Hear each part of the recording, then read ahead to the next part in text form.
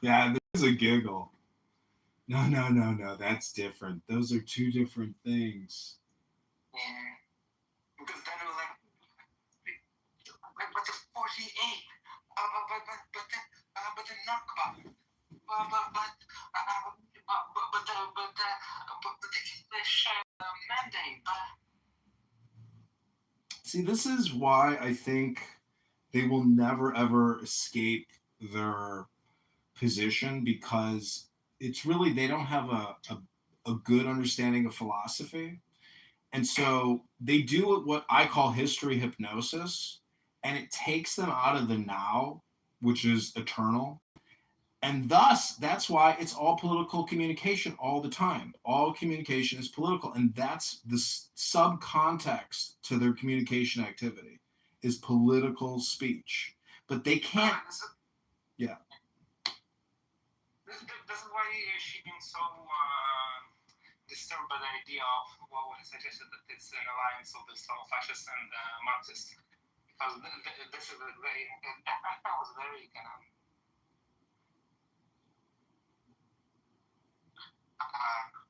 precise about it being like a pattern of thought. Like it's not like a specific political ideology or something. No, it's like they have an intention. They make an intentional alliance in terms of their like, national interests.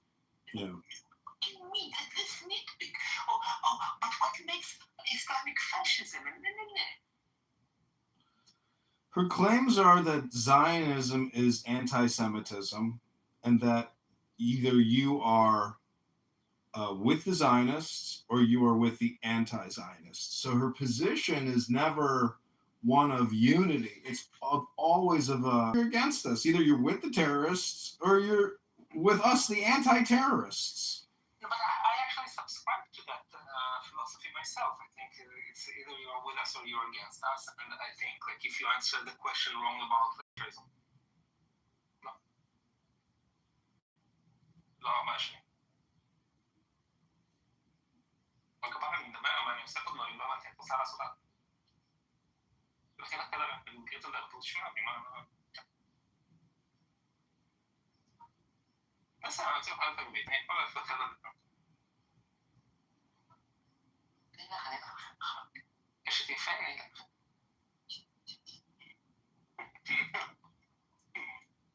لا ما نزل وين بس تريد أفهم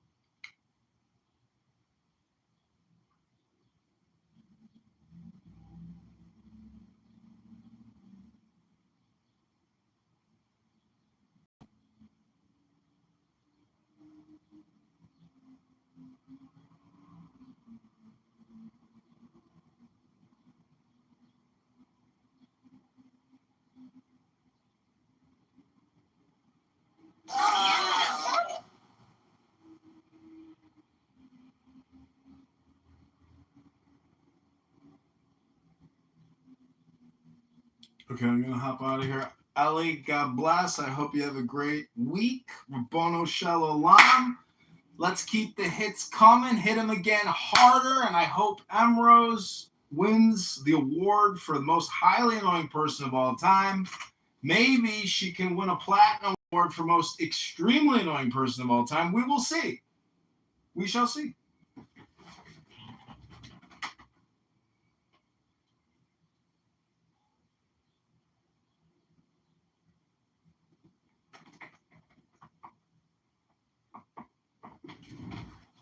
And recently, just now in the past hour, one of my YouTube accounts received a community guideline strike because of something Emrose said, not because of something I said, but the actual conversation was determined to be hate speech. So if you ever talk to that stupid person again, because I know you don't like talking to stupid people, be sure to tell her that Google YouTube believes that what she's saying is considered abusive hate speech and harassment, because she was also claiming Michael Braunstein was sexually harassing her. If you caught her, she tried to get everybody on everything that she could possibly get them on while accepting no personal responsibility, accountability in the slightest. She's a completely brain-dead narcissist, as you said, and it has been a pleasure filming this 4-hour Emrose special.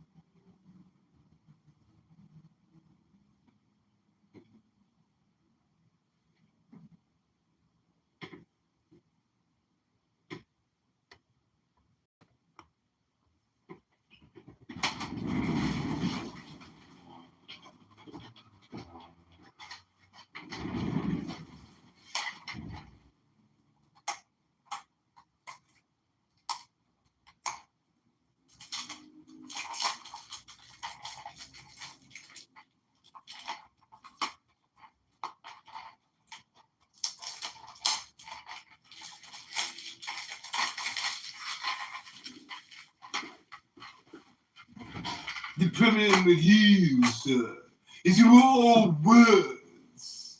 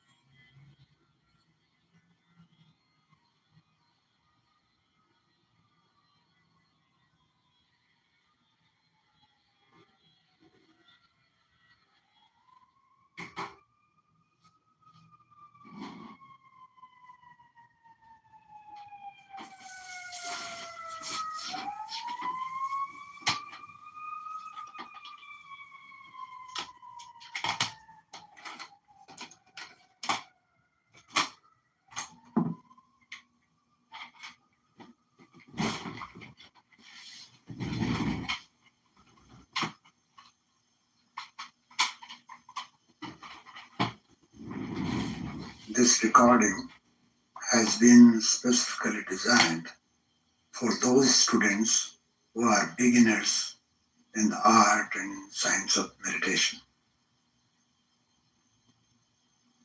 In the first part of the tape, the purpose and benefits of meditation are explained. The benefits are immense. The second part is a practical method which the beginner should listen to and use for guidance in his daily practice. Meditation is a technique which helps one to attain the higher state of consciousness. It is a positive method which can be used for leading a creative life or becoming successful in the world, as well as obtaining tranquility within. The simple and natural process of directing the mind within enables one to lead his thoughts, emotions, and desires to the center of reality. Meditation is the art and science of living and being. When practiced systematically, the benefits are immense. Meditation calms the mind, relieves the body of muscular, nervous, and mental tension, regulates the entire metabolism and gradually brings it into balance and harmony, and helps one to fathom the unfathomable levels of life. With the aid of meditation, the aspirant experiences deeper and higher levels of life and is able to realize all creative potential.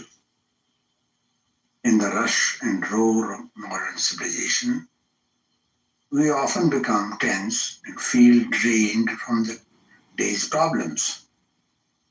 Even so-called success in the world accumulates tension, and life seems to be a series of conflicting thoughts and stressful events. For this, the technique of meditation has proven beneficial to people in all walks of life. For example, a student who cannot concentrate and whose attention is easily dissipated will find this method helpful. For executive stress and for those who suffer on account of insomnia,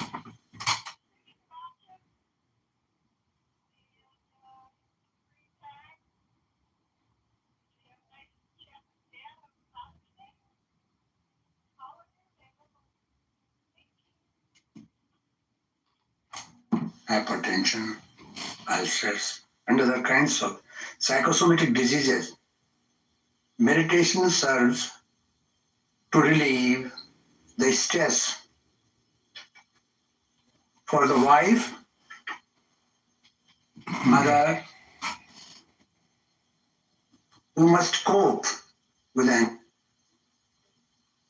exhaustible series of roles and demands, meditation becomes an energizing companion by restoring inner peace, calmness, harmony, and by reorienting her toward the busy details of everyday life.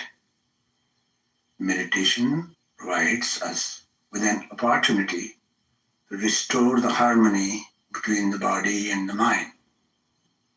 A balanced mind and sense of inner peace, which is necessary in conducting the duties of daily life, is attained. We no longer need to feel the mental and physical fatigue, which is a result of disorganized and dissipated energies. It is through meditation that both energy and perspective are regained. Meditation is not something to be approached anxiously or emotionally, nor is its objective to experience unusual visions or sounds. These predetermined imaginations can bring forth The anticipated visions, which are in fact hallucinations and obstructions that interfere with the actions from the body, nervous system, and mind. The mind has the habit of identifying itself with the external objects,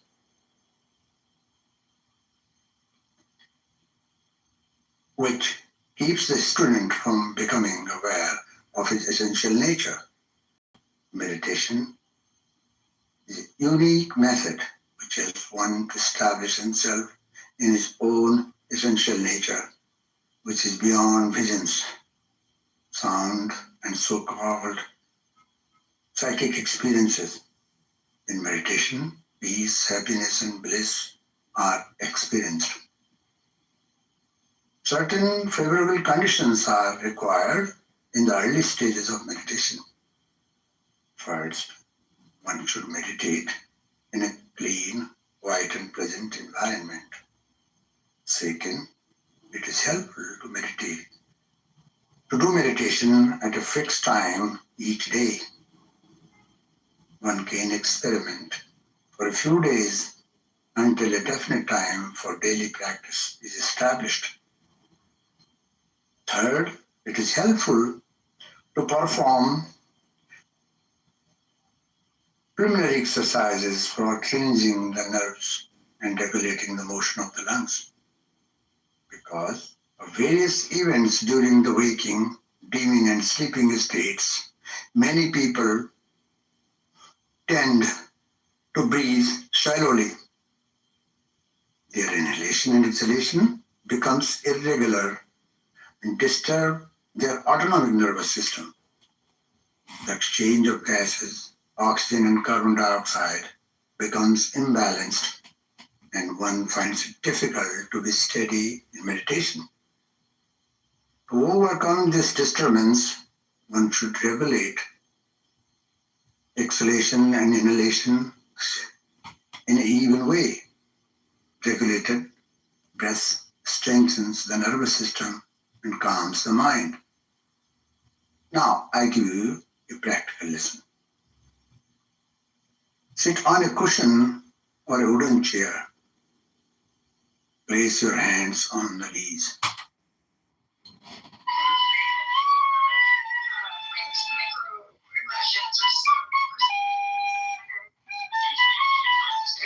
Pitch, or it might even be people, because just like I predicted, we just saw a big chunk of liberal Zionists that were visiting no other than the Emirates. So they're going to say, there you go, we got rid of the crazy ones, now we have the normal Zionists back, we can talk to them.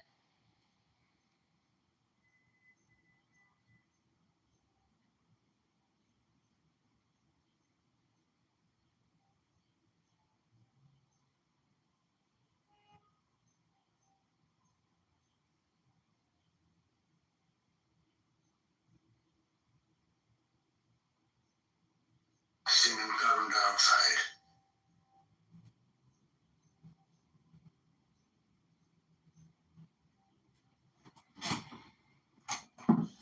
Any posture which allows you to be comfortable and steady is a good one. Practice the same posture every day so that the posture does not become a source of distraction to you. Those sit on the floor should practice on the floor, placing their hands on their thighs or near their knees. In all positions, the head, neck, and trunk should be in a straight line. Make sure your spinal cord is not crooked or stressed beyond your capacity so that you feel uncomfortable. Gently close your eyes and see your lips. Between your chest and abdomen lies the diaphragm. Learn to use your diaphragm and form the habit of breathing with it so that its deep rhythmic movement becomes automatic. When you exhale, let your diaphragm push in and help the lungs expel carbon dioxide or waste gases. When you have completely exhaled, let your diaphragm help in creating another space for the fresh air. Exhale again and inhale again. Your attention should be directed towards the diaphragmatic movement. Exhale and inhale again. At least 5 to 10 times. Now, exhale, inhale, and exhale. Inhale, exhale, without any pause. Inhale, and don't retain. Exhale gently.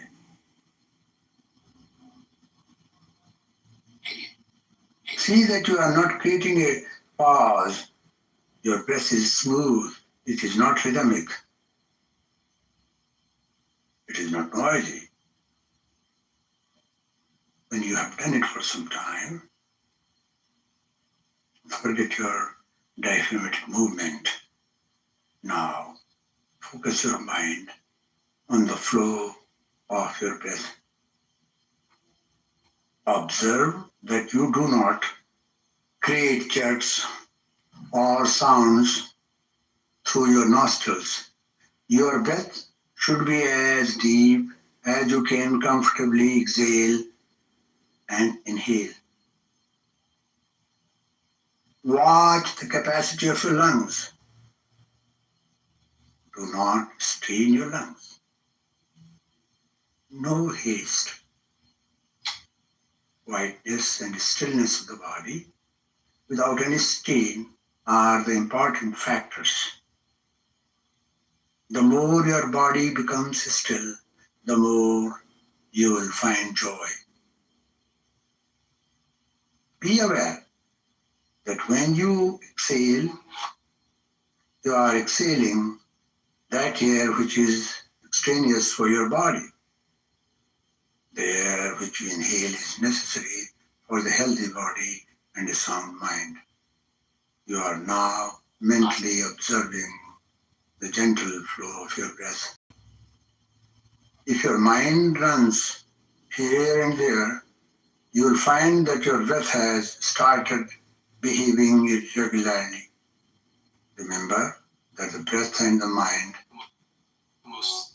have a close relationship. They reflect each other. Any sharp or disturbing emotional thought change the breath behavior. As you begin observing the breath, you may notice that you are creating a pause at the beginning and the end of the exhalation cycle and inhalation cycle.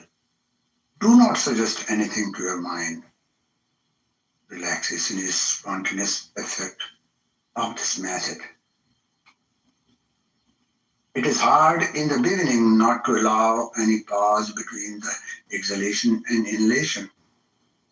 It needs practice and special effort.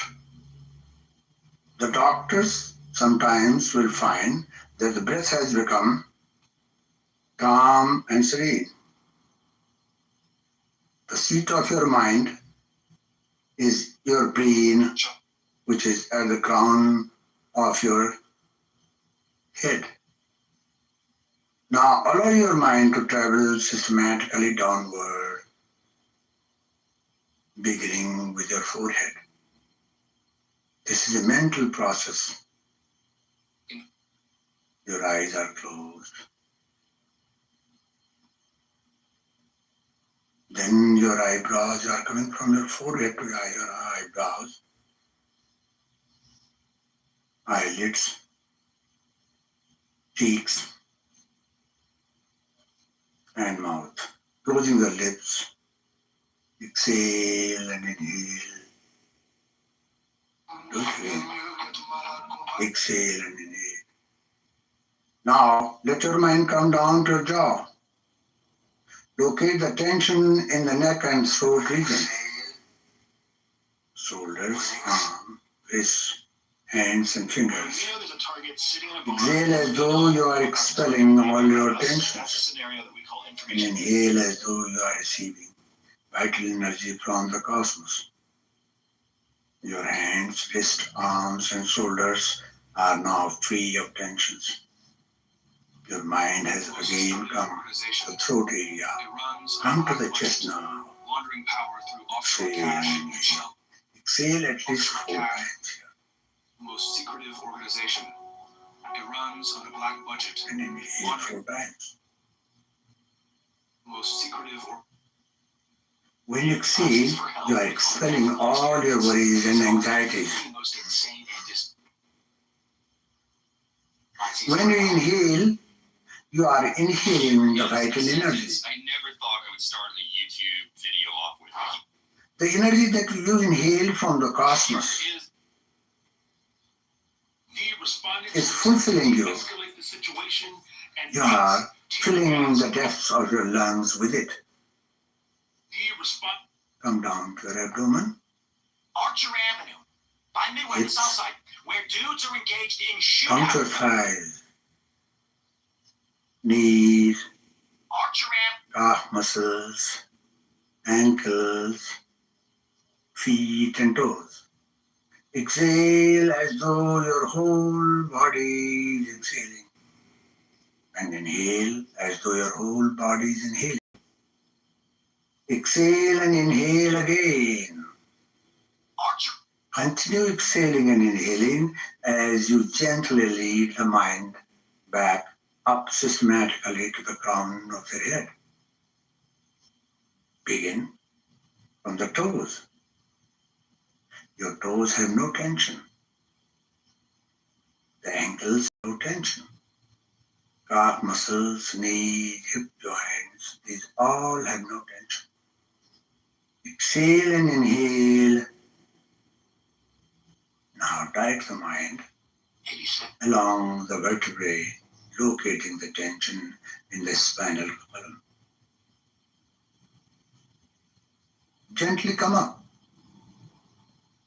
releasing the tension from the vertebrae until you reach the crown of your head.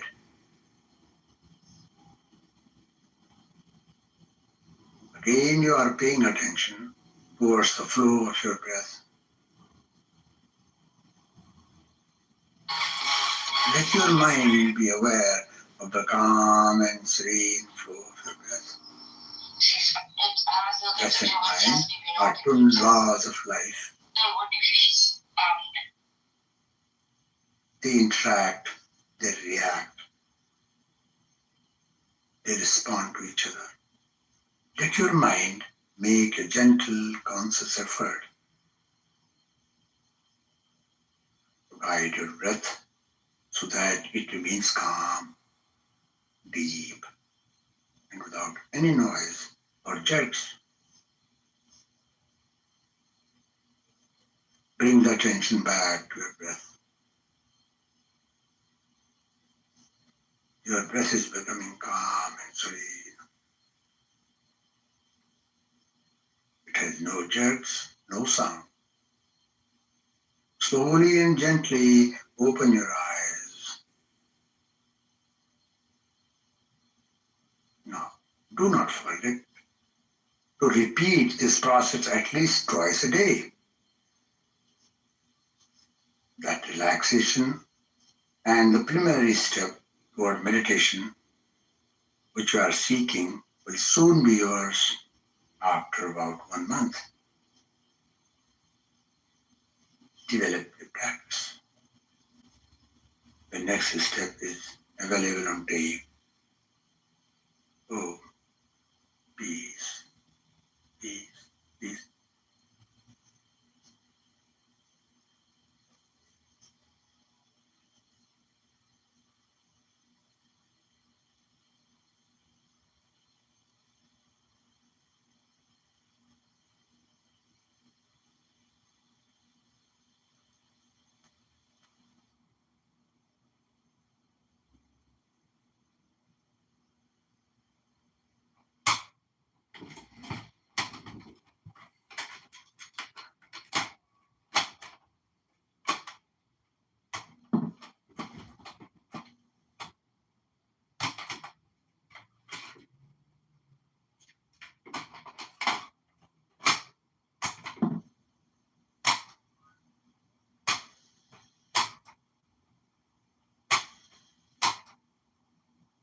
not tied by your thoughts.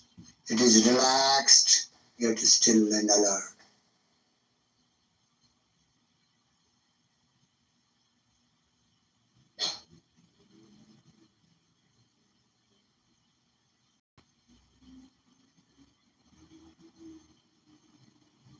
You are not body alone. You are breathing being.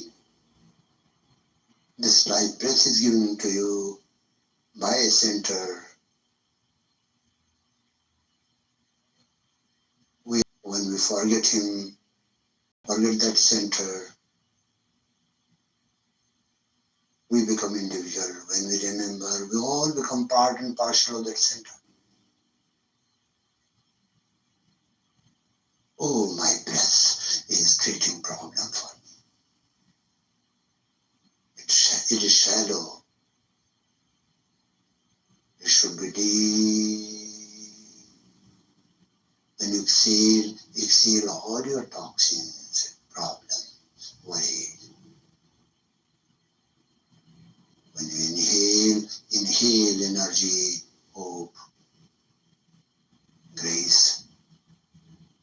All right, we're back live. The Chicago Mayor Kitover. We're at two The community whole guidelines straight, so being I'm is going to behaving. keep content more conservative on this YouTube channel now. Your all No more cells are clubhouse live floating in rooms the of people air, using egregious actually. speech, so we're listening The to whole meditation. being is floating in the space.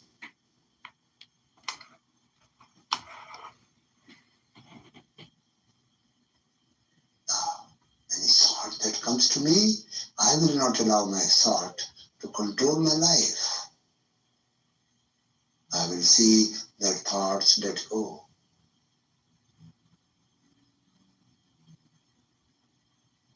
I will witness, but I will never get involved with my thought patterns. All the thoughts and emotions I am witnessing, but I am not involving myself. There are different colors, different moods, different feelings, but I am different from them. Who are you?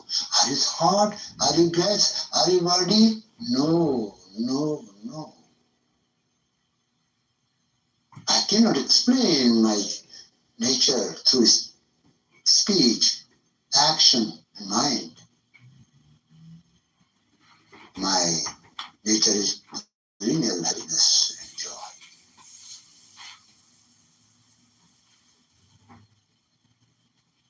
My mind again is going towards world, think with thought patterns, because you have not arranged your routine well. You have kept many things pending. You are attached to the things. Don't do it.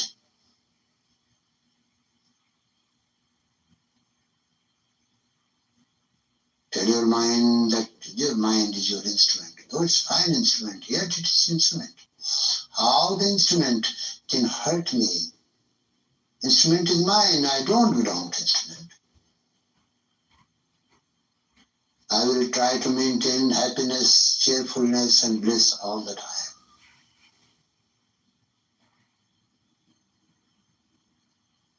There is peace within and without. Breathe deeply, exhale, and inhale.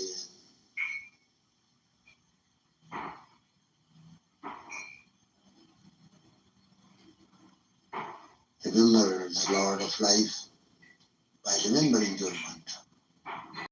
Gently do your duties. Open your eyes and start doing your duty. Follow your mantra. Peace, peace, peace.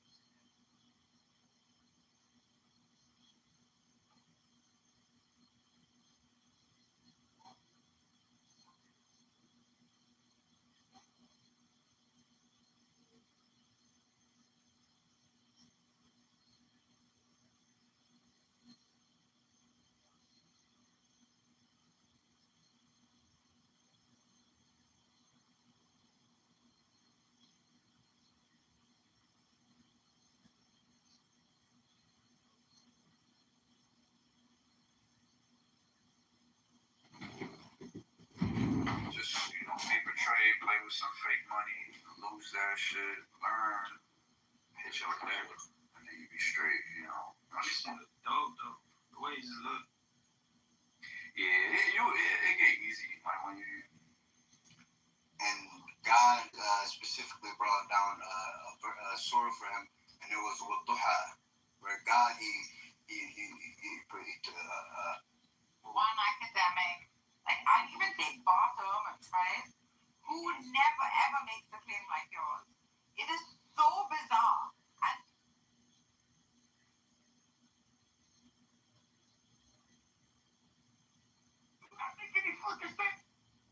you know what don't make sense? You know what really don't make sense? That men don't have enough testosterone in their system to be the leaders that they want women to That's believe. bullshit. That's why Can I say society is something? set up the way that it is. This ain't even locked. Let me get in real quick. Hey, I Lock. wanted to speak.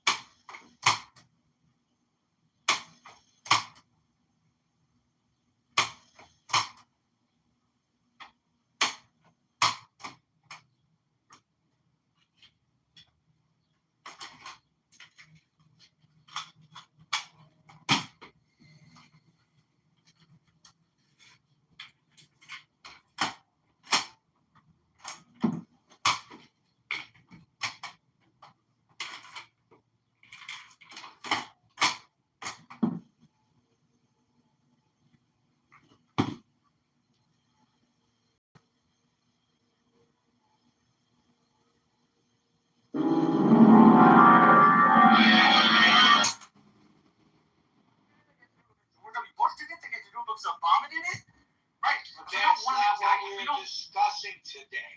I get that, but So I would like to narrow the discussion back down to the topic at hand, okay? okay, the answer to the topic at hand is that I can understand why people would be worried. But there is a bunch of jurisprudence that says the exact opposite. And unless we think Trump is some sort of a dictator and an emperor, he doesn't rule by fiat. He just doesn't. Thank you, Marshall. I will just interject this. I've covered many court cases, bench trials. With a jury, you never know for sure. Bench trials where I was certain I would know what the judge would rule, and I was surprised by the judge's ruling. I would never presuppose that I know that a case such as this or any other case that reached the Supreme Court would fall on the side that you suggested it will. But I personally would never presuppose that. No, I didn't say Supreme Court, I said appellate court. And I said that because the jurisprudence on the matter is clear. It's like saying you could put in hate speech laws. Well, if the court completely reversed itself, surely you could put in hate speech laws. But they don't completely reverse themselves on the First Amendment. And I have a really, really, really hard time believing two things. Number one, that they will let the executive govern elections by fiat. Because why do you say this is by fiat? Hi, and welcome to the Marshall Stankin Rankin Show. Marshall Rankin Stankin, one of the most highly annoying people in the world. The court will rule that the president has to have the right to determine how to distribute funds that have been allocated by the Congress. Because that's really what it comes down to. I'm going to say there's going to be an argument over the Impoundment Act, and as long as he did not run afoul. Right, but there's going to be a counter argument that the president has the right to determine how he spends money that has been allocated by the Congress. And maybe he will be given that, but the court will also probably say that he doesn't have the right to change elections as a consequence because of But he's not changing the elections. The states are changing the elections. Unless you. Okay, let me give you an analogy. Hold on. I'm going to go on because it's taking way too much time. Let me give you an analogy of something that happened in real life. Did you hear me justify There was a time in this country that we may be at the precipice of again when there was a gasoline shortage. And the government determined that in order to save on gasoline, the maximum speed on interstate highways should be 55 miles an hour. The problem with that is, even though that they are interstate highways, the speed limit is not determined by the federal government. The speed limit is determined by the individual states.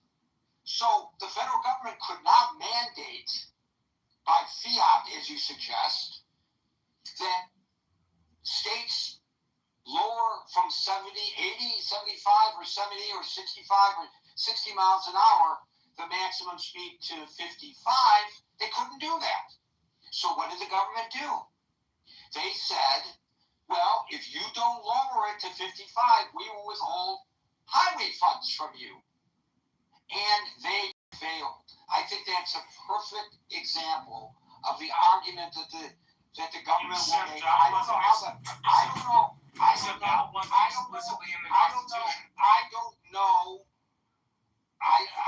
how the court is going to rule. As a person who believes that the states have the right to set their own election laws clear in the Constitution, I might rule, if I were a justice, that the government has the right to determine where the funds are set, and if they don't comply with the government guidelines, not regulations, I have the right to withhold that money, or the president has the right to withhold that money. I don't think it's as clear-cut as you suggest. Maybe not. I'm getting maybe not. L-N-A-L-A-M. Oh, no, I'm sorry. Howard followed by Scott, and then by L-N-A-L-A-M. Hey, Gary.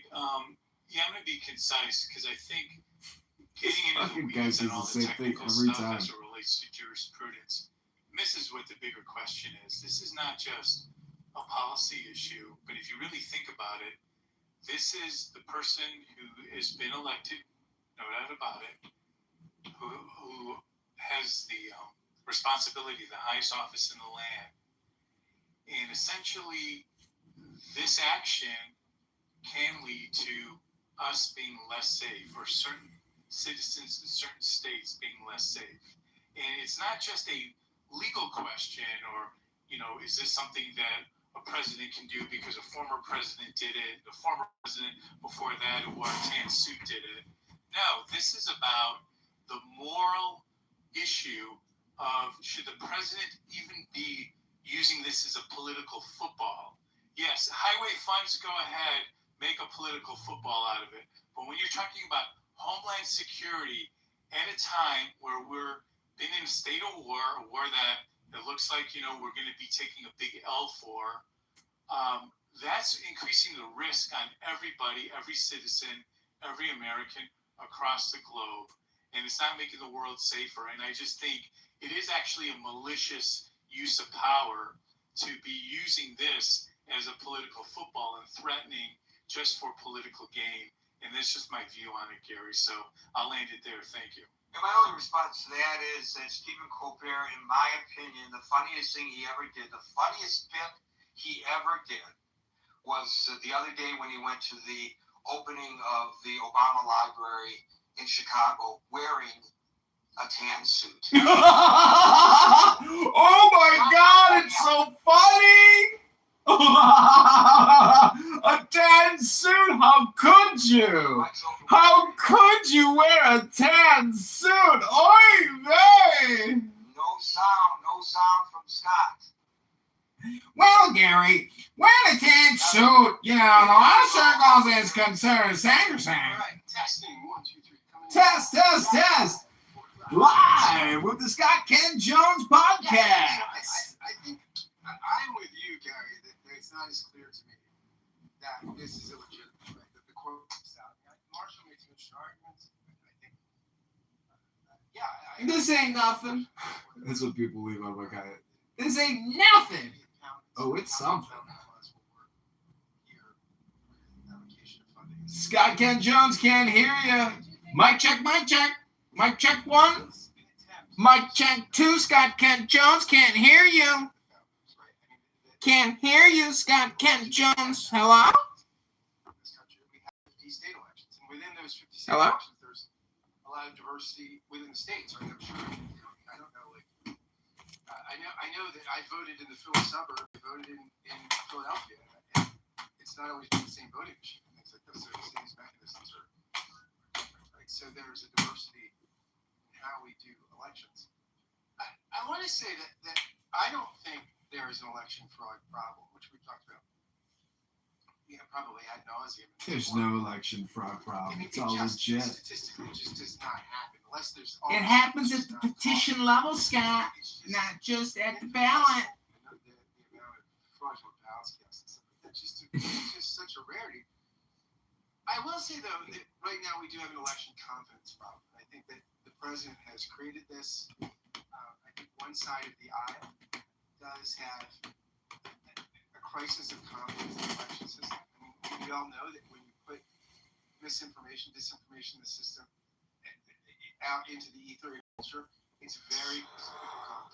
Oh, stop. So I think I do think that it would be interesting to look at the Baker Carter. You remember back in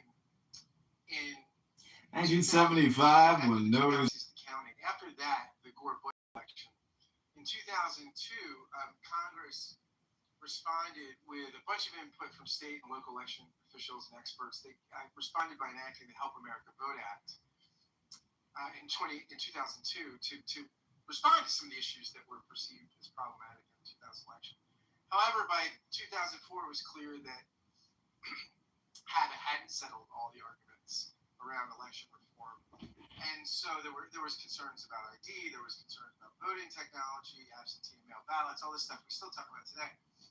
So in response to these concerns, former President Jimmy Carter, former Secretary of State James Baker III, Republican and Democrat, agreed to co-chair a bipartisan commission housed at American University to examine this stuff and to come up with some sensible election reform propositions. So the final report was called Building Confidence in U.S. Elections and made a bunch of recommendations, including a national system to connect state and local voter registration lists so that when you're, when you leave a locality, I mean, I know when I've moved, I haven't called my local election board from where I moved. You didn't call them? I just re-registered. Scott, yeah, I guess you could do that. I guess you ain't got to call them, do you, Scott? So why bring it up?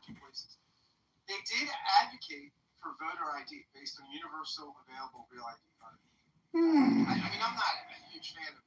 I don't worry about voter ID in my state. I've never had to use voter ID, but they do match signatures. But that is one thing that this commission proposed. Also, they proposed policies to improve voter access for communities, as well as innovations like voter centers and voter information lookup sites.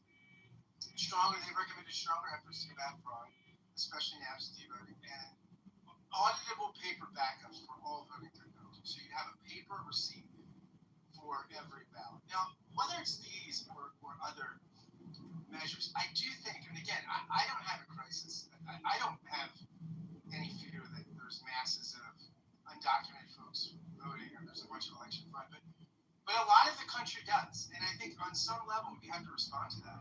And something like taking seriously bipartisan recommendations like Carter and Baker suggested, might be something we have to look at in order to have a sense that, universal buy-in in the country that the elections are trustworthy and reliable. Again, I had no problem. Of course you got no problem, Scott Kent Jones. A lot of people do. So I think we have to respond to that if we're going to move forward as a country. Thank you. Scott, if you go to vote and I went to vote ahead of you, or I went to vote behind you, and I walked up to the election register, the election worker, and they say, "What is your name?" I say, "Scott Jones." Well, wait a minute, Scott Jones already voted. Or if I get it ahead of you and you came up, Scott Jones. Well, Scott Jones has already voted. How am I as a how am I not going to get, how are they not going to catch that? There's a huge danger that if I vote illegitimately in your name, I'm going to get caught. Now, if I'm not permitted by law, how am I going to be able to cast the ballot? I walk in, I'm not even registered to vote in the national. So why are they going to hand me a ballot, paper or electronic? It doesn't matter. How am I going to do that? It's like, If you're registered in multiple places and you're in a state that does universal mail-in balloting, they may send 2 ballots, right? Not because it's nefarious, but because you're registered in 2 Bingo! Election fraud. Marshall Rankin engages in election fraud. We got him busted. Ballot harvester. and making sure people Busted. well, Marshall Rankin's busted. and I registered to vote in New Jersey. I was asked, I transferred my driver's license from Michigan to New Jersey, and so New Jersey notified Michigan, and Michigan removed me from the rolls. But that doesn't happen most of the time all over the place. There are tons of places in the United States, in fact, most places in the United States, where the updating of voter rolls is seldomly done, and the number of people who fill out change of address forms is way below the number of people that actually move. So if you're in Pennsylvania and you move to New Jersey and you never bother to fill out a change of address form, you just register in New Jersey, and both states have, say, universal mail-in balloting, and they're going to send the ballots to your home. Well, then you get a universal mail-in ballot and fill it in Pennsylvania, and you get a universal mail-in ballot in New Jersey. That's a great And example. neither of those is breaking the law. That's a great example. That's a great example, given that neither of those states have universal mail-in ballot. No, I mean, I know that my point is, if a state does have that, that can be a problem. Like when I'll go knock doors, I'll run into places with 4 families. Not because 4 families live in the home, but because they've never bothered to change their address. And because the state has never bothered to go through its rolls and make sure people live where they say they live. Damn, Marshall Rankin is redeeming himself with this And then fucking what little clip happens? right here. Well, then you run into what Scott said. You have a bunch of people who think that the election can be messed with. No, but in actual fact, Marshall Rankin's spilling the beans. Marshall, don't tell him the truth. You're talking about your situation in Texas. So you go there, and people used to live there, and the rolls have not been updated, and then they harvest the ballots. And they submit fraudulent ballots. Marshall Rankin is engaging in election fraud. Busted. Marshall Rankin is busted. voting from that residence. It means they can be registered to vote in that. I know, but does that mean that they are? There's no way to tell that from the registration. Not unless I had Mr. Smith, Garcia, Anderson, and Gonzalez all in a room. All that you know when you look at the map is that Mr. Gonzalez, Anderson, Smith, and Garcia are all registered at this address. Okay, so when you they knock on the fill door, out their voter registration Right. form for Texas, right? and they fill out that address, their unique voter identification number gets sent to that address. And so maybe they vote, maybe they don't vote. But it's like it registers multiple people living at an address. And Texas doesn't do this. Like, in order to get a mail-in ballot in Texas, you have to be over 65. You have to have a hardship if you're under 65. But in a place like California, where there are universal mail-in balloting, and California does have similar problems to Texas, you end up getting mail-in ballots for the same people at multiple places. I'm not saying that means there's voter fraud. I'm just saying, to Scott's point, that there is a worry about this, and that at some point you probably have to address the worry. I mean, that I can't think of anything more truthful than that. That's exasperating for people who look at the current system and go, well, it works just fine. But the problem is, if a good portion of your countrymen don't believe that the election is, like, if they don't believe that the electoral process is fair or honest, then you're going to have even less buy-in. And if the question doesn't get answered because they're simply factually wrong, their thoughts don't go away. When this happened with Tilden in the 1870s, the Democratic Party's thought of rigged elections didn't go away for 35 or 40 years. Right? It didn't matter that they were wrong. It didn't matter that their view of elections was just Keep flipping Marshall Rankin. We got the inside track now on ballot election fraud. Ballot harvester. Marshall Stinkin' Rankin from Hidalgo County, Texas, is a ballot harvesting election fraudster. Busted! Promulgate a lie. And because of that lie, It's not a lie. We just confirmed it, Gary. workable election system to satisfy the concerns that he is lying about, knowing that it's a lie, given the fact that there has been no evidence to suggest that any election was stolen. That's what we had to do in 1886. 1886. After the 1876 election, that's what we had to do. Because a giant portion of our countrymen didn't believe the election was truthful. I'm not saying that's right or good. I'm just saying it was. Yeah. Well, I know that I heard people say, because this was almost predictable, that when the mail-in ballots, which got counted last in Los Angeles, when the lead changed in the mayoral election, see, we knew this was going to happen. They really believed that the Democrats dumped a bunch of fake ballots, and they're absolutely insistent upon that. But that's not going to change. Are you suggesting that we not allow any mail-in ballots? I don't know whether this proposal does that. Are you suggesting that we not allow mail-in ballots? No. Of course not, Gary. I work in elections. I'm kind of partisan about mail-in ballots. I think in certain places they help Republicans. My point was, I don't care whether there is a percentage of the population, a hefty one, that doesn't believe they help, and their votes matter as much as ours. Okay, but to use your argument, that the perception becomes... Get him, Gary! Therefore, the perception has to be corrected, not reality. If a large number of people believe that mail-in ballots are subject to fraud, and that the Democrats are dumping fake ballots in the mail, and there's no way to prove otherwise, even though we know that's not true, your argument is people think that, and we have to correct that perception. Great. Then should we get rid of mail-in balloting? No, Gary, you're not listening. You have to do something. I'm not suggesting you get mail-in balloting. Well, I'm adding to what Scott said, which is, like it or not, whether they're right or not, they believe this, and they affect national politics, and they affect state politics.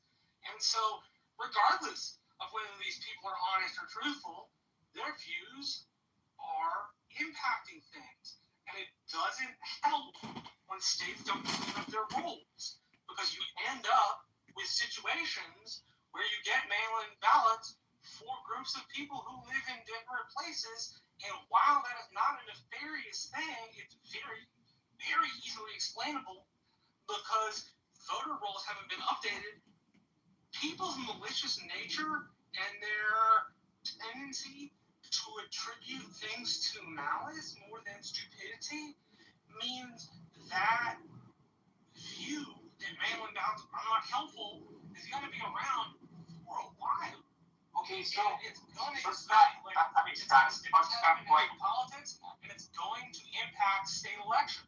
Okay, so Marshall, let's say we go and we make these changes, and a goodly portion of the population now has the perception, even if there's no proof that that perception is accurate, that the Trump administration has manipulated things so that the Republicans can steal elections because they've changed the rules to be advantageous to the Republicans.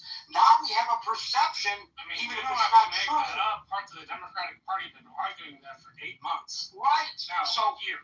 right. So there's a perception, and you just said the perception about the elections that the president promulgated that are not accurate have to be addressed because people believe it. Well, now we're going to have perceptions that the Republicans are controlling the election based on the fix that we came up with. Now, how are we going to address that? Go back to the way it was before? Which all of this goes right back to my thought on executive power, which is when my guy has it. No, that's not the issue at hand.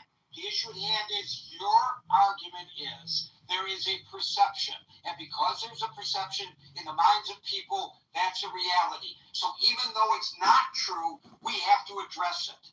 Now, I said that if addressing it... Yes, when this happened in the 1870s, it affected the Democratic I Party. agree with you. I got that. I got that argument, Marshall.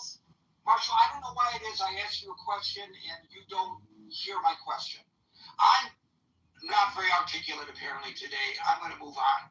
But you're not responding to the question. I'm not trying to be argumentative. I'm asking you a question. Trying to be consistent to your argument, and you're fighting me on it, and I don't want to fight. So I'm going to move on. It's not fair to the other people. We have to pay attention. I got a crap load of people, and I don't want to talk with you anymore on stage. We can talk elsewhere. There are too many people waiting in queue. It's already 5:55. I'm moving on. Again, can I just say, it's interesting. I think this conversation is interesting. I mean, I don't want to just sort of capitulate to Trump and the sort of election fear-mongering. But I do think that there is a sense in which again, this is why I point to the Carter-Baker Commission. Like, I mean, could we come up with a bipartisan consensus of best practices? And again, leave it in the hands of the states, but attempt to sort of build some consensus in the states that these are some best practices.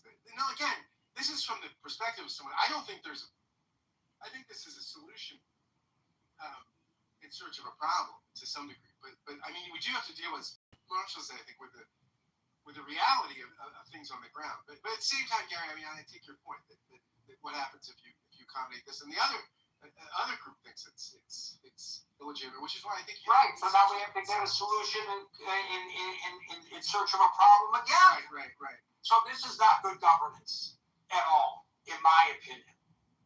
I don't think we should be fixing a problem that doesn't exist. If the problem exists, fix it. If there's need to clean up the voter rolls in the various states, well, everybody in each state should pressure their state government to clean up their voter rolls. That's a states' rights issue because the states run the elections. And so I don't know what the situation is in Texas. Marshall does, but Marshall's in a position to pressure his state legislature and his state government to do something about it. And that's how you resolve it. Or change the Constitution to where the federal government determines how elections are run. And that's an argument to be made. And I think that's where the president is trying to, through hook or by crook, get us into that spot where the federal government runs the elections. It's not just the president. The president believes this, and part of the party believes this. But the party leadership in the Democratic Party also believes this. Okay, but it's not the Democratic Party who is... No. I'm saying the belief in nationalizing elections isn't just on one side. I understand that, but in the context of today, oh, for God's sakes, Marshall, tit for tat, quid pro. I will agree that there are cads on both sides of the aisle, and I will agree that everybody is maneuvering for their position. But the discussion today is not about a Democratic proposal. The discussion today is about what this president is proposing, withholding Homeland Security funds from states that do not comply with his vision of how elections ought to be run. So when it's the Democrats proposing it, I don't want anybody to say, but the Republicans feel blah, blah, blah. Why do you always bring that up? It's not germane to the conversation. As I said, because it explains why it is so popular amongst the wings of each party, and it explains why it keeps popping its head up in discussions. I don't care. I personally don't. But I did not make that the topic of the day. That's not the topic. The topic is this proposal. And I want to focus on this proposal. I don't really care much about what Schumer might think. I care about this proposal. I want to know what people think about it. And I don't think the way the discussion has gone for the first hour has been beneficial in responding to the question at hand, frankly. I will make the exception what Howard said. Howard made an extremely important point that he doesn't believe that Homeland Security funds should be held hostage to the whims of the administration, whether it's a good proposal or not. And I think that's really the question here. Let's just say, for the sake of discussion, we all agree that how the president wants elections to be run would be much better than the way they're run today. Should we withhold Homeland Security funds from states who are reticent to do so? No. That's really the question. No, you shouldn't. So then why are you bringing up all this other stuff? It has nothing to do with the proposal before us, in my opinion. If I'm missing something, somebody could correct me on it. Alan, am I missing something here? Alan, followed by Brent. Hello, everyone. Hope you all... Oh, I didn't know that this Alan was going to talk. Alan, followed by... Did I jump on the other Alan? Oh, shame on me. No, Gary, I totally agree with what you said. This thing, it's one more step to the dictatorship whatsoever. What the hell they come up with the Homeland Security in the first place? If I recall it right, after September 11, they thought one extra layer should save us. Now that you're going to cut the budget of that, then what? Who's going to pay the price? Me and you and everybody else in this room, whoever comes from United States. I'm not worried about the one join us from the Europe. This is getting worse and worse by the day. Back to you. Thank you, Alan. Alan, followed by Brent.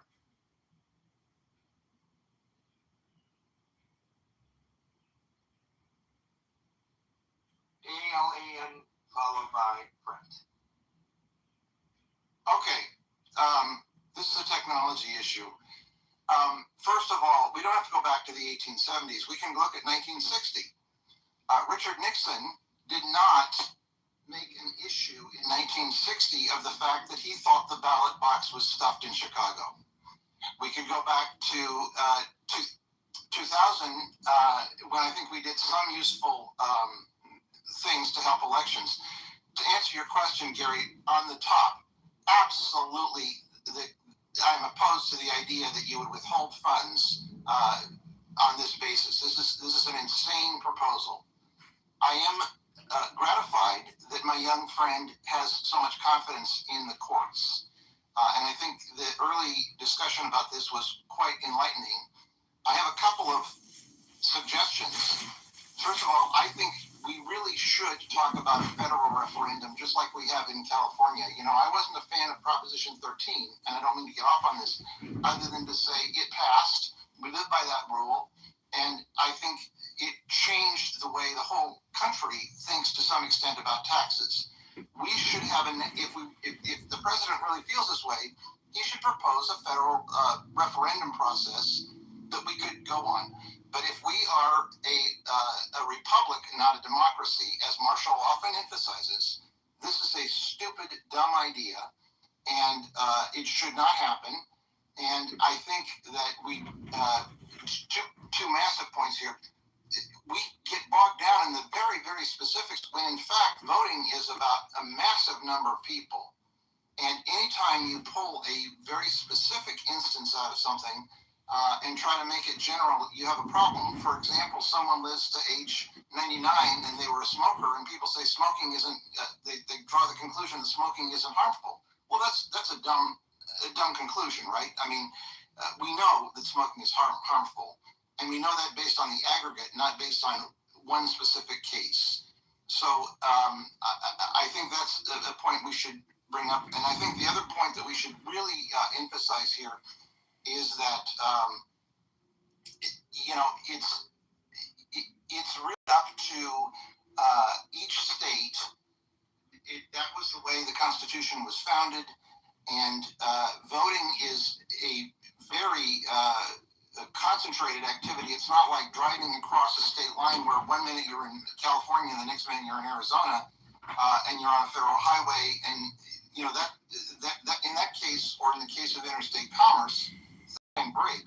But with respect to voting, this is so incredibly stupid. And I hope Marshall is right that the courts throw it out completely. But I come back to my basic belief, which is that Marshall's point about the universal executive is also one we need to consider. Presidents have become too powerful in the last several years, and it should be limited in some way. And as evidence of but that, not under Obama. Subject, but only Donald Trump. Not Barack Hussein Obama, the man with all the grace, poise, intelligence, so sophisticated and classy. What a class act that guy is. Future of international relations. So to come back to your question, Gary, hell no. And let's talk about some more realistic ideas like a national referendum. Thank you, Alan. We'll go to Brent, followed by Daryl. So I would make a few points. I mean, I kind of lean towards that the courts will. I'm bald, asshole. It's called male pattern baldness. There's a few points. I kind of base that on Androgenic alopecia. Androgenic alopecia. Don't make no ad hominem attacks on my YouTube channel. I'm reporting you. That the federal government cannot coerce How states dare you? into doing a policy it disagrees with. In that case, expanding Medicaid and the ACA by essentially taking away funding that they already had. A lot of discussion on the highway bill or the lower the drinking age. In that case, what they found is that the funding kind of directly related to highway safety. That's kind of where they choose the line there. In this case, I think they're going to have a hard time making that case. This is funding essentially. For counterterrorism, for kind of emergency preparation grants to states, and it's going to be a hard link to make to ballot things like ballot design and things like voter registration, etc. So I kind of lean towards we're going to be okay if the courts will uphold and reject this. That said, it just does kind of show you how hungry this executive is. This executive does not care if he changes the rules to benefit him, and will do so any way he can. And that's a threat to democracy. And I don't, Marshall talks a lot about. Hi, boys and girls. This is Cowboy John, running for mayor of Chicago. Go to ChicagoMayorVote.com. Hey, my friends. It's me, Darren Bailey. Hey, friends. Taxation's gotten out of control. And the Illinois state budget, well, that's a runaway train. Go to ChicagoMayorVote.com or ChicagoMayoral.com. This is Chicago mayoral candidate John Kitover. Thanks for coming to my YouTube live. Hit that like button, share, and subscribe. We're listening to a fake rhino out of Hidalgo County, Texas. Marshall Stankin Rankin. And the thought that elections are rigged, the thought that people are nefarious, isn't going away anytime. We can't make the thoughts go away. Agreeable Republicans and agreeable Democrats who get together and make rules that don't say that. And I don't know how you push that out of a group of voters who will end up mattering in states. I'll be very clear. I don't think you should placate these people, but I don't know how their views don't end up mattering. Regardless of how Don't placate these people. they vote, they advocate. A lot of them are involved. What do you do with that group of people? Because it's not. You can't make them stop thinking. It's not like simply saying they're wrong has gotten us to a place where their influence is irrelevant. Right? If you want to make their influence irrelevant, please tell me. I'll adopt it. I'll do. Tell me how to make their influence irrelevant. I don't know how to do it. Those people and make their views irrelevant. The party doesn't seem to have the power to do that. Well, I mean, I might, if I were in your shoes, I might kind of start with stopping supporting a party and media apparatus that pumps that information to those voters and pumps that perception to those voters for political gain. I mean, that's kind of where I personally would start if I were looking at something I personally could do, is I would stop supporting that. But on a bigger scale, Marshall, you're not going to do much. I mean, this is up to party leaders in the Republican Party and the elites in the Republican Party. The answer to those voters, I would say, is that people that should know better should maybe stop pumping them full of conspiracy theories. Thank you for that, Brett. We'll go to Daryl, followed by Jules. Hey, Gary, can you hear me? So, it's interesting because to Brett's point, if you remember the big Fox News lawsuit with the voting machines, right? Fox pivoted to this argument that, well, anyone, and this is in the documents, this is hyperbole, and if anyone, this is commentary, and it's not actually journalism. And they made the argument that if anyone takes this seriously, they shouldn't. That was actually what they argued in court. It didn't help them. The thing with, both, my two friends, Marshall and Scott, it's this idea that, people believe this, so what do you do? People also believe that vaccines cause autism. And you can't, one of the fundamentals of logic is you can't disprove a negative. So how do you disprove something that's not true anyway? You can't. You're just going to be beating your head against a brick wall. There's the classroom and then there's the corner. And in the classroom, I'm a journalist. I just want to let the YouTube moderators know that when he said vaccines, y'all called them autism. He wasn't making a claim. This is a journalistic live stream. I want the YouTube moderators to know. Medical misinformation has been stated. That was a generalized statement, and it's trying to make a point about election fraud. Thank you for this attention to. It doesn't behoove anyone to spend a great deal of energy and effort trying to disprove something that was never true in the first place. I don't personally know how to fight that.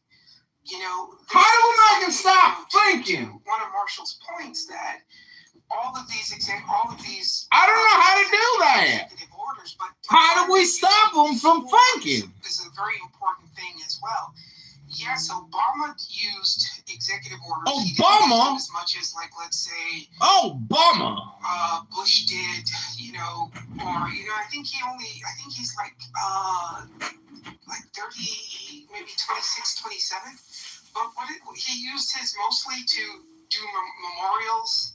He did some stuff for some social change, and I think he did some stuff with regards to some federal spending, but it was, and I'll Google it, but it was mostly about how money is allocated. When you're talking about, federal government taking over elections, that's something completely different, because that's something that can impact every single one of us. And what I find ironic is that when it came to abortion, it's all about states' rights. When it comes to voting, it's the federal government knows what's best for all the states. And this, again, the idea that, he's not malicious. Everyone who knows him will tell you that he carries grudges. If you speak poorly about him, he's going to primary you. If you look at what they're doing with social media now, if they're trying to, and this is working its way through the system, they're silencing voices who are critical of him. Look at what they were doing with this is all documented. Look at what they were doing with the Epstein files. They're keeping track of people who look at the files online. This is why when they first dropped, I was all through those files. I was obsessed. I haven't looked at those files because they're tracking people. He carries a grudge. A grudge by definition is malicious. He not only carries grudges, but he goes after. He tries to invoke an army to also carry his grudges. This idea that elections aren't safe or elections are fraudulent, there is no evidence that any election has been substantially impacted by fraud. And again, to Marshall's point, okay, the mail-in ballots, I would have to okay, I'm in Florida, I'm now in New York, I get 2 mail-in ballots. I would have to intentionally mail both of them in and then commit fraud just because I receive a ballot at 2 addresses. And that's, plus you have to travel yes. on I-95 to vote your second time yes. now. And intentional fraud. And we do have examples of intentional fraud, but there just hasn't been, there's no study that says that it has been to the level where it's actually impacted the results of an election. So this is just, I'm going to throw out some buzzwords, and I'm going to tell, and I'll say it, I don't care if anybody likes it or cares about my opinion. I'm going to talk to the LCD, the least common denominator. I'm going to get them aroused about something that's not true because they themselves are not going to go and say or look into, is this true? Because I've hit an emotional pressure point. They're now going to react. And I wonder how many of these politicians in the past 2 years, as we get closer and closer to the midterms, and as it seems like there may be a change, how many of these politicians that talk about election fraud actually believe it? Meaning they might go on the nightly news and say, well, we have to secure elections, we have to secure elections. What are they basing this on? Mike Johnson did an interview, I think it was CBS Sunday Morning, and he said, she asked him point blank, do we have, or do you have, proof of election fraud? And he said, well, I don't have proof, but common sense would tell you. Excuse my French, what the fuck does that even mean? You don't have proof, but common sense should tell you. So I guess common sense is how we're going to govern and pass laws now. Common sense tells you that there's fraud in the election, but I don't have proof of it. That's Martian speak. That's some other fucking language. But there are people who hear that and will say, well, Johnson is smarter than me, so obviously he knows something I don't know. Therefore, Johnson is correct and elections are fraudulent. I don't know how as a society, as a collective body, we convince people that an untruth is simply not true if they have already chosen to believe it. I don't know how to fix that. I know that you're not fixing it by federalizing elections when the entire establishment has been built on this backbone of states' rights. Well, here's the thing, Daryl. The great thing about a conspiracy theory is you don't have to prove anything.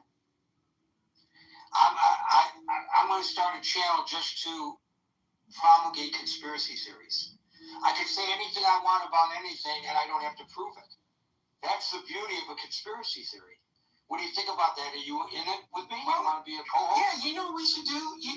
We should bring back lawsuits. You know, if some guy goes on national television and says that Michelle Obama's a man, there should have been a lawsuit on his doorstep the very next day. That could be our first topic. Well, the other chick has us beat with Macron saying that the French prime minister's wife is a man, and she's already getting sued. I would prefer not to spend the rest of my life in court. Well, I think we should, and I think we should be equal opportunity Peter uppers. I think we should. I think we should also talk about the diapers that the president wears. Oh. It doesn't matter if it's true. Yeah. I don't have to prove it. I can just say it. I'd love to get that one in Discovery, though. Yeah. See, but people do say it. People do post that kind of nonsense on social media. They post it, and who's going to challenge them? And so, to Marshall's point, people are going to post that the elections are being manipulated. If you correct, quote unquote, the manner in which elections are held in order to resolve the perception that they are being manipulated by the Democrats, then an equal number of people are going to have the perception that it was quote unquote corrected in order to facilitate the desires of the Republicans. Now, both will probably be wrong, but it doesn't matter. Yeah, you become a dog chasing its tail after forever. That's exactly what you have. By the way, Abby points out in the chat, which folks is linked above, that in Las Vegas, what did they do in Las Vegas over this issue? Some of the issues that Marshall raised. They got together a bipartisan commission, Republicans and Democrats, and they cleaned up the voter rolls. Hello?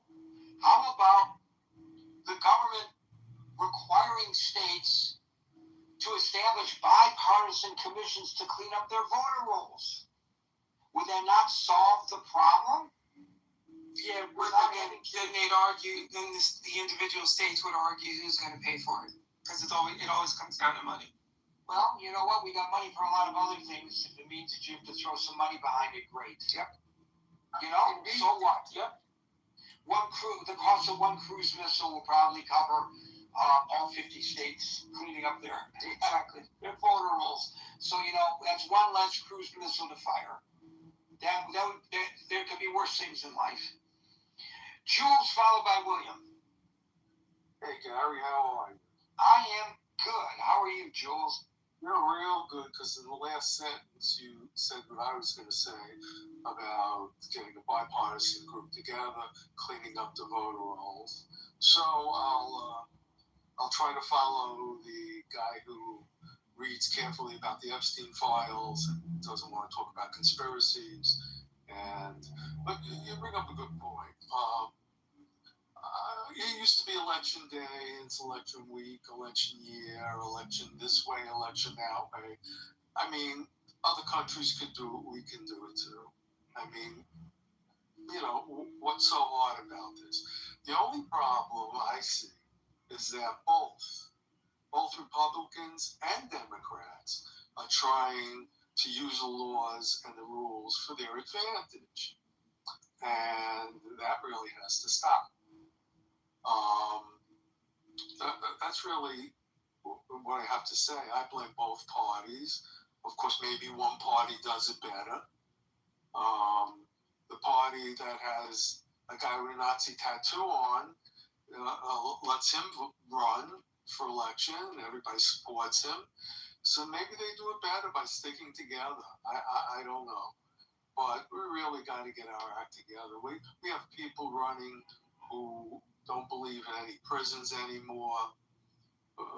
Even if you murder someone, no prison, no lockup, no nothing.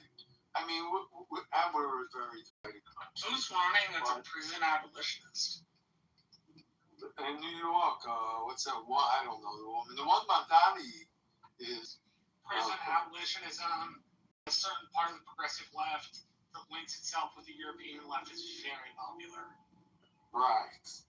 That's right. Obviously right. By the way, I didn't say hello to you, Marshall. I haven't spoken to you in a while. It's always good to hear your voice. Always good to see you too, Jules. Yeah, but we really, this is a good topic. Voting is very important for our country that's very split right now. And we can't be fighting over, about what the rules should be. It's got to be bipartisan, and we have to settle it that way.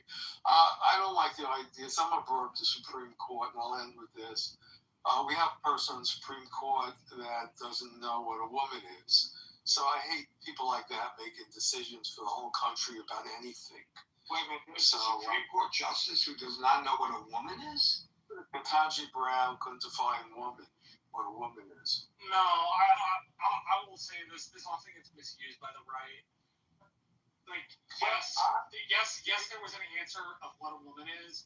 But typically, when Supreme Court justices are asked questions like that, and they're being interviewed in the middle of a confirmation hearing, typically they don't answer those questions because of cases that might come before them. Now, she didn't answer in the way every other justice ever had, which is, Senator, I can't answer that because of a case that might come before me. But that's where her non-answer came from. She didn't give a non-answer not because she didn't know what a woman was. She gave a non-answer because typically justices in confirmation hearings are not supposed to give answers that are specific like that. Did she say that, or you're just... No. I'm saying that's what people typically do. She responded differently. But typically the non-answers for everybody up to her had been that they had cases in front of them. They would have cases in front of them. Marshall. She didn't say that. I don't want to argue with you, Marshall, but it's very simple. All she had to say was biology determines that. That's all. Yeah, my point is, that's been used as hate on the right. That in my opinion, it's not Marshall's. It's not Marshall's projection. Her response was, when she asked to define the word woman, quote, I can't, not in this context, I'm not a biologist. And then she added that as a judge, her role is to interpret the law and resolve disputes rather than provide academic definitions. And I think that is precisely what Marshall just said, in other words. Yes, it's what he said, but her answer was so ridiculous, in my opinion, and in half the country's opinion, or maybe more than because half the countries don't watch Supreme Court confirmation hearings, and they expect justices to be partisan rather than nonpartisan. They openly expect justices to answer questions that are political in the sense that they are political. By the way, if anybody wants it, I just called up the entire exchange. I got the video clip of that. If anybody really wants it, if this is so important to people, let me know and I will be glad to send it to you. Thank you, Jules. I didn't thank Daryl earlier. Thank you, Daryl. Thank you, Marshall. We'll now go to Be well, Gary. Be well, Marshall. Scott, be well. about who's a man, who's a woman, who's got a penis, who doesn't, who's posing as a man. All right, remember him? A week after the 2020 election, Texas Lieutenant Governor Dan Patrick announced that he was going to offer $1 million paid from his campaign account to incentivize and encourage the horde of people to come out and report voter fraud. And ultimately somebody did. It was a great thing to do because he knew he'd never have to pay. Well, actually, he did have to pay one of them out. I think the person had to get sued for it. There was a campaign worker in one of the counties in around Philadelphia that actually did find voter fraud. He found that one voter came and voted twice, and he reported it.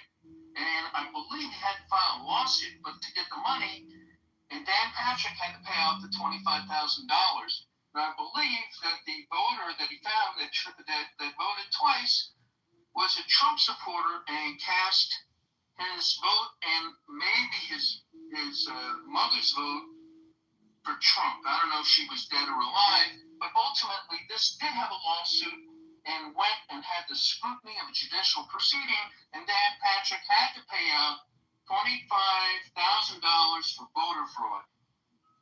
It's pretty interesting, but such a big bounty was offered, and so few incidents of voter fraud were found. Just one. People had all the incentive to go and file a lawsuit or to report it and just collect it. And if Dan Patrick was up on the up and up, he would have just paid it out and said, good, you found voter fraud. But I believe he had to be sued to cough up the money. Interesting. But the real bottom line is that there's been huge amounts of investigations about the alleged voter fraud, and what they've come up with is no substantial voter fraud has been found. So what we're trying to do now, what's the motivation to spend a tremendous amount of money and burden all the states? Well, help promulgate the argument that there's voter fraud, because why would we be doing this if there was not a problem of widespread voter fraud? So it gets promulgated. Yeah, that might be one motivation. And the other motivation is maybe Trump will get the law passed so that he can break a system that's not broken. Maybe this is something that will allow him to get tremendous amount of information that should be state information to which he's not otherwise entitled, and to engage in voter intimidation and all the kinds of robocalls and right. So if you take this in context, the attempts to obtain state voter information on the federal level, they've actually been seized in some cases. You recall that the former Director of National Intelligence showed up in Georgia to oversee the seizing of such records. There have been court cases supportive, actually, of them taking these records, I believe. That's a part of the context that I think I'm glad you brought up, William, that deserves our consideration, at least. Tulsi Gabbard actually has maybe incentive from foreign action. She's got a curious relationship with friends of Russia, with Vladimir Putin. Well, there's a whole macro issue. They tried that when she ran for president of the Democratic Party. Don't both sides it. That's a disservice to everybody to both sides this. We're talking about a specific person and specific issues and specific. And I'm saying when she ran, the Democratic Party literally had the exact same criticism. I had concerns when I learned about it that foreign actors are trying to manipulate our elections. And in fact, that was proven, and that goes back to the 2016 election. And Tulsi Gabbard's connections, like you can just try to both sides it, but Tulsi Gabbard has troubling connections with Bashar al-Assad and Vladimir Putin, and also in the Green Party. Who's the other one? Jill Stein. We haven't You want both sides again. Yeah, Jill Stein of the Green Party has some pretty funky relationships and goes to special dinners hosted by Vladimir Putin. So I don't know. There's yes, that'll satisfy your desire to both sides it, but let's pull balls and strikes and see where there's real corruption. William, who benefits the most by eroding confidence in the American electoral process? Well, for one, our enemies like exactly. Our enemies like Putin, like whoever's running it on. Correct. That's correct. So yeah, this may be a misperception, and maybe the misperception has to be corrected, and maybe the way to correct it is to fix something that isn't broken, as opposed to countering the lies with the truth, because some people to want to embrace the lies. It's so much easier. There's been a lot of psychological studies about why people embrace conspiracy theories absent any evidence. And I'm not a person of authority to discuss it, but there have been a lot of studies of that. But as you so correctly point out, and this is not opinion, this is on the record fact, our government knows that for some time now, over a decade, and probably longer than I'm even considering, the foreign actors, primarily the Kremlin, have been attempting to cause us to lose confidence in our electoral system, to lose respect for one another if we're members of the other party or other philosophical viewpoint. And to quote Jesse Ventura, we're all a bunch of lemmings as a society because we fall for this trap. And we have the arguments all the time. It's the Democrats, it's the Republicans. Well, the Democrats did it too, the Republicans did it too. That's exactly playing into their hand. And if there's any area where we as the American people, I believe, as a group, are ignorant, I'm not saying stupid, are ignorant, is to the fact that we are allowing ourselves to be manipulated by the likes of Putin, and that's exactly to what you refer. And he's not just interfering with the elections in the United States. He's interfering with elections in Romania, in Moldova.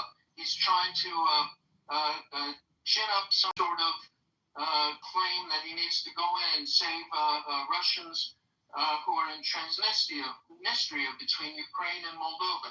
He's interfered with the elections in Europe. He's supported the AfD in Germany. He's supporting, to my knowledge, the so-called Reform Party in the UK that has Nigel Farage, who was the guy that precipitated Brexit. Putin had his hand behind the distrust in the system that led the UK to do the exit from the European, the EU, and have Brexit in the first place. And what has Brexit done? Vladimir Putin. And what has Brexit done for the residency of 10 Downing Street? Six prime ministers in 7 years, I think, with his current resignation. Destabilizing elections is one of Putin's methods of attacking the West. Of course, large. Of course. And then maybe we need some kind of, we can't rely on elections. We can't trust the electorate. We need somebody to come in and take charge because we're incapable of running our own elections. That's why we have all this fraud. All these people who volunteer every year, all these white-haired retirees at the election centers, they're involved in fraud, We can't trust them. I've been volunteering in these elections since after Bush versus Gore. I've been volunteering. You must be really old because the prerequisite is that you have gray or white hair. So I'm bald. Yeah. Well, that explains it. That's how you got in there a little early. Thanks, William. Yeah, I think very excellent points you bring up tonight. Thanks. Duro, you're up. Hey, thanks. I raised my hand of Clement World because of something Marshall said about universal mail-in ballots in California. It was an example. It's probably not an exact example, but you don't have to respond. by the way. So here's what we know. Like, when this idea that like half, he says something like, well, half the population, I know it's not true, but half the population believes it. So obviously we have to accommodate that, right? Just like a bunch of people think, well, what was the other example? The vaccine that I don't know what causes autism. I know it's not true, of course, but other people believe this, so we have to accommodate them. That is a serious dumbing down of our nation here. And is it like we know where these ideas come from? They come from this administration, and they're not just out there in the ether somehow. I don't know how they're out there. We just have to accommodate them. And to this, Marshall said, like, well, I don't know how you deal with this. I don't know how like half the people believe stupid shit. Like what am I supposed to do? We just have to accommodate them. But here's the thing, Marshall. You added to the stupid shit. You said that in California people could just like move and re-register and see that's why we can't have mail-in ballots, because it's so easy to fraud. That's not what I said. No, you did say that. No, that's not what I said. I used California specifically. I used California specifically. Stop. I used California specifically as an example where you could move from one place to the other. Marshall, hold on a second. Hero, please allow Marshall to respond to your proclamation. And then I wasn't done with my proclamation. You can continue, but you just stated something that Marshall said that he feels that you misstated. So let's get through that, clear that up, and you can finish. Go ahead, Bucky. I'm not claiming California commits voter fraud. I am saying, much like other states, people can move from one part of California to the other. Not have a change of address form. And please, do the change of address forms always need to? I am glad you restated what you just said. Okay, perfect. So in California, when you re-register to vote, you'll be notifying a zero county so that the voter rolls are properly cleaned up. If it's in between and it's too close and you happen to get two ballots sent in, there are barcodes on those ballots, and those ballots are checked. And if one of them votes first, the second one will be cast provisionally, and they will double check it. If you purposely did that on purpose, you are, you could get in trouble. It's, I think, up to 5 or 10 years in prison. $10,000 fine is big. It's a big offense. So,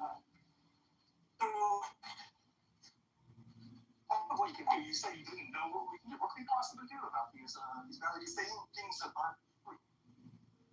Like California and states like California have no way to check. This is a problem. This is an open problem. It's not an open problem. Stop saying things that aren't true. That's one way we can maybe help fix these problems. Thank you. Thank you, Hero. Folks, we are here Monday through Friday at 5 o'clock New York time, so until 5 o'clock New York time tomorrow. For the next edition of the Critical Thinking Forum, everybody be safe, be well, and peace out.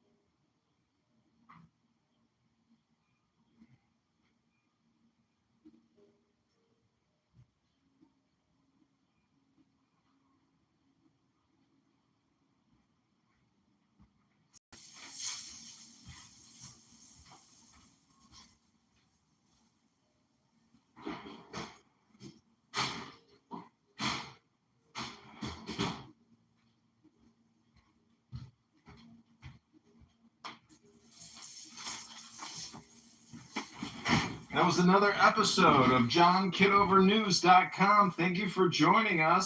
This is Chicago mayoral candidate John Kitover.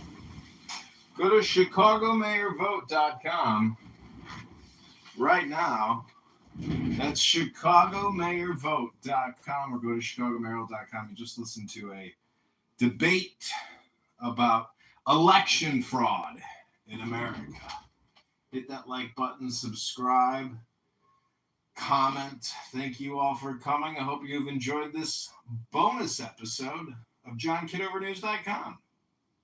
You just listened to Stankin' Fankin', Stankin' Rankin', Fakin' Republican out of Hidalgo, Texas. Such a learned scholar, never graduated college, hates himself for it. But he just loves history, and when he knocks on the doors and figures out all the ballot harvesting opportunities, he commits election fraud. That's right. Marshall Stinkin' Fankin' Erection Wankin'. We got him on election fraud, ladies and gentlemen. Finally, we got the dirt on Marshall Stankin' Rankin', a ballot harvesting election fraudster.